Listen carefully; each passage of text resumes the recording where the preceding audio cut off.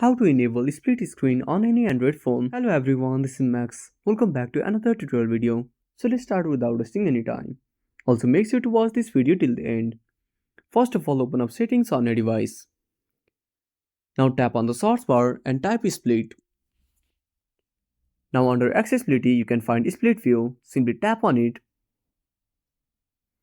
Now enable the toggle for swipe up with 3 fingers to enter split view. Now go back to the home screen and open up any application. Now swipe with 3 fingers up. Now select the app you want to add on split screen. And that's it. You can also access the split screen by opening up the recent app manager. Now select the app you want to add on split screen, tap on the 3 dots and click on split screen. Now select the other application. And that's it.